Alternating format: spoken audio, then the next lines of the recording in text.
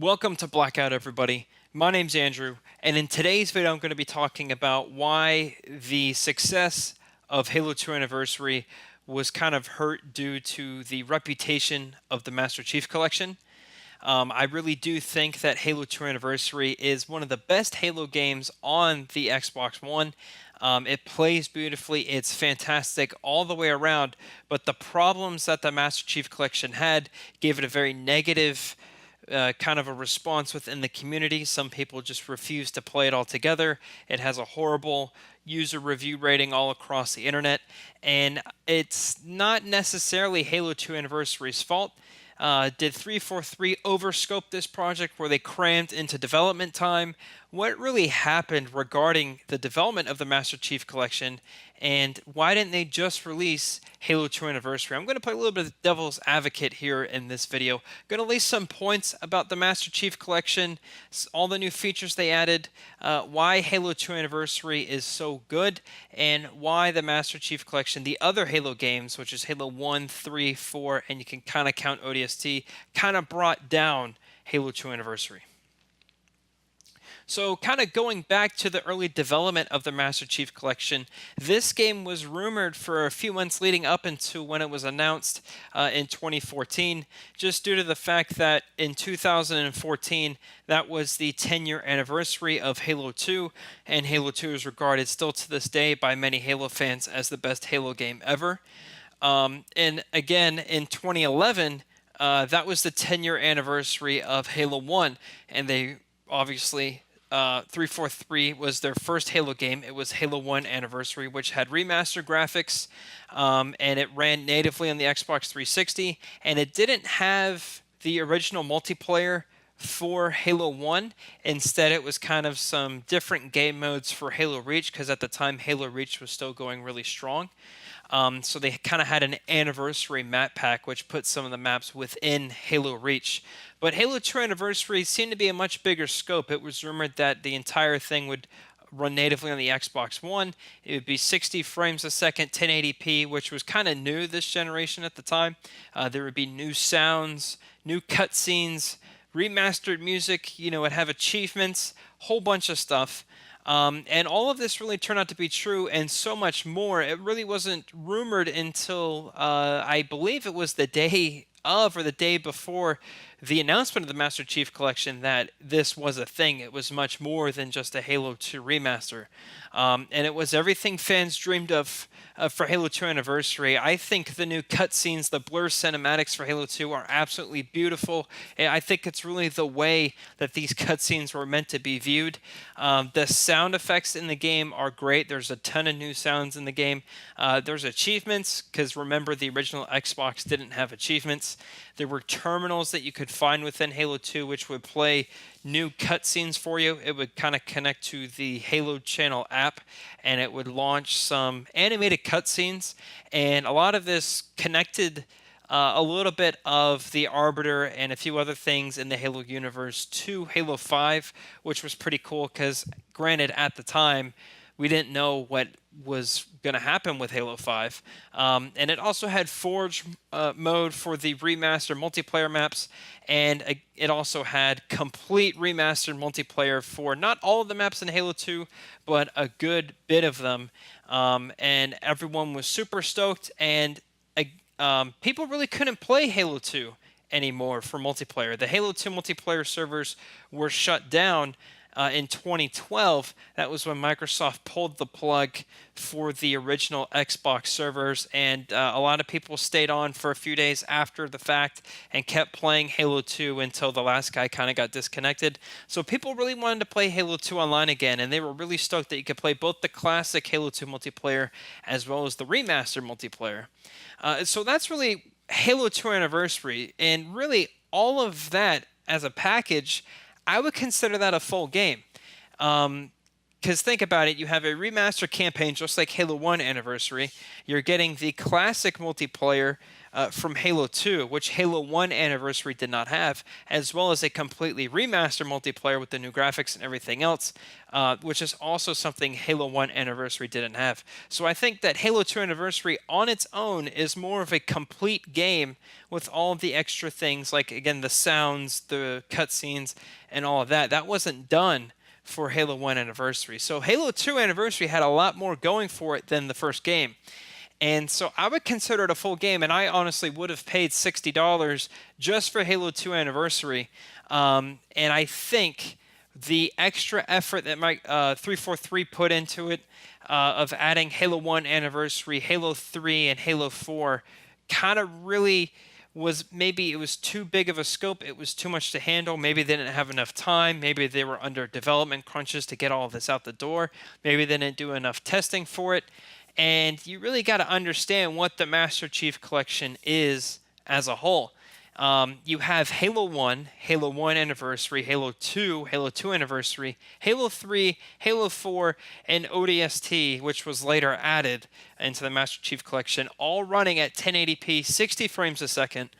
All of the multiplayer modes and maps are included, so it's every piece of DLC ever released for any of these games.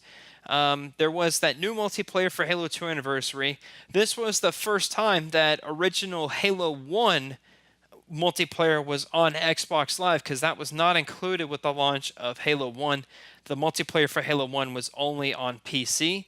The classic Halo 2 multiplayer returned, and then you have playlists for missions in each of the campaigns, as well as cross-game playlists, like playing every mission in all the Halo games where you're sniping, so on and so forth. There's Forge mode for everything. Well, not Halo 1 and Halo 2, obviously.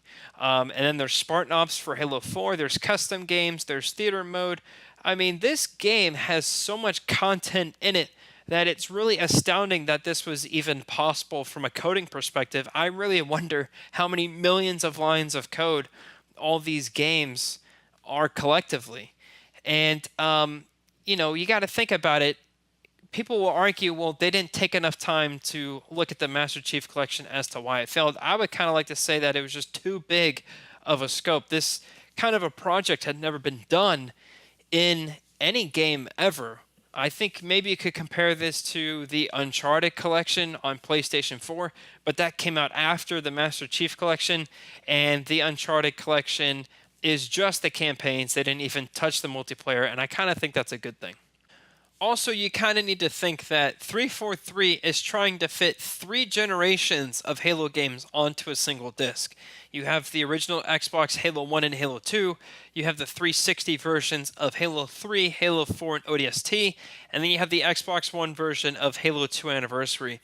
So I'm sure getting these games, Halo 1 and Halo 2, and really all of them, with the exception of Halo 2 Anniversary, which you can even argue Halo 2 Anniversary. None of this was designed for the Xbox One. So they had to kind of rework all these game engines to run on new hardware.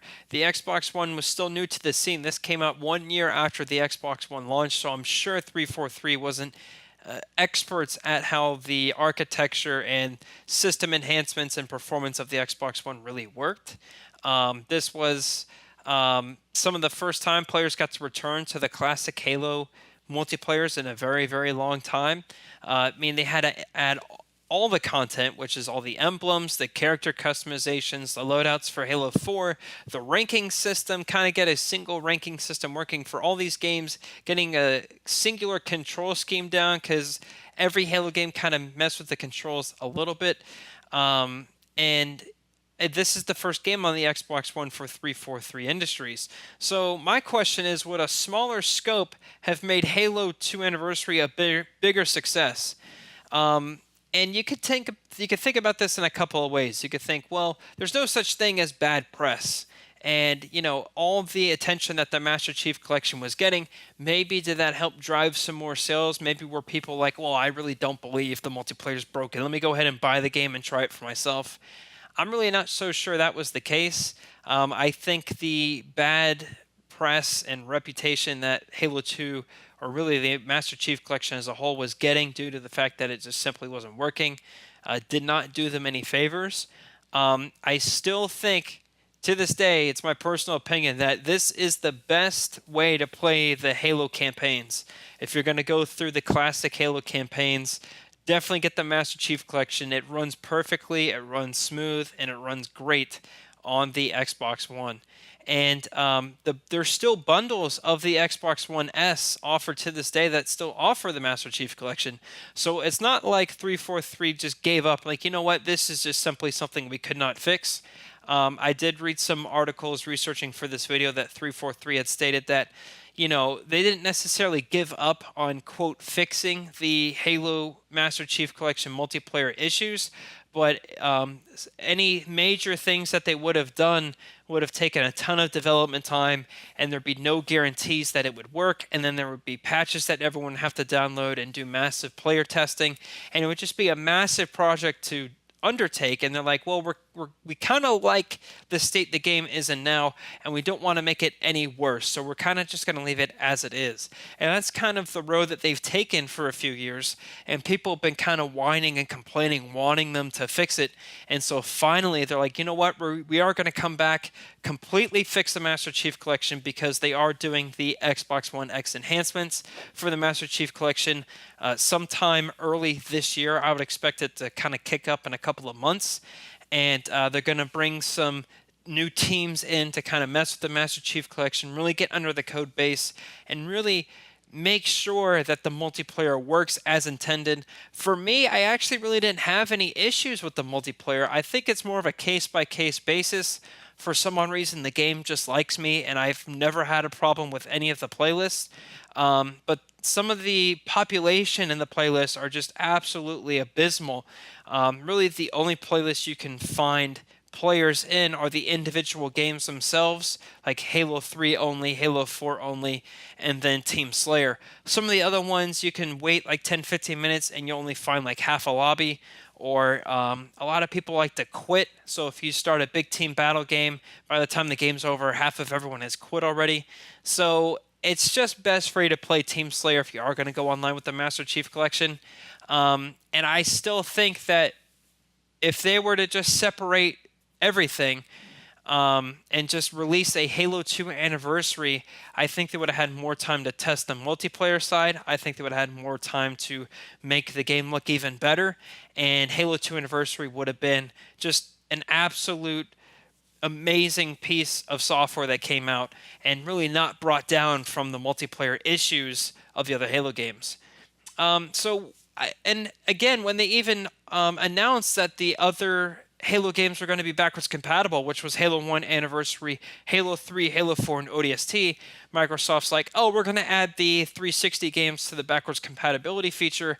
I was kind of scratching my head. I was like, why are you doing that when the Master Chief Collection exists? And I took it as, well, you know what? They're just giving up on the Master Chief Collection. They're going to be like, well, you know what?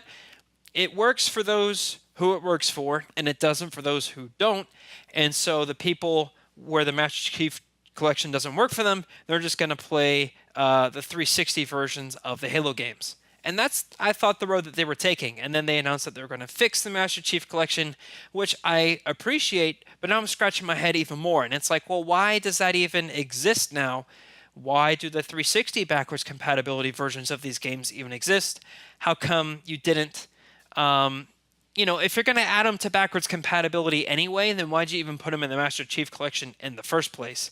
And I think the answer to that question is, when they were developing the Master Chief Collection, I'm pretty sure they didn't know the backwards compatibility thing was going to be a thing. I know that Microsoft was working on it for a very long time, but maybe at that stage of the development of the backwards compatibility feature, Microsoft didn't think it'd be feasible or be able to be released at a certain time. I'm really not so sure. But this is the route that they've taken. I really hope that the multiplayer gets working for everyone who it doesn't work for yet. And it's going to be exciting to see what they change with the Master Chief Collection later this year. It's going to look even better. It's going to run better. Maybe they'll add some more achievements. I'm not really so sure. But nonetheless, if you haven't already, I recommend buying the Master Chief Collection. I think it's the best way to play the Halo campaigns. Anyway, post your thoughts in the comments down below.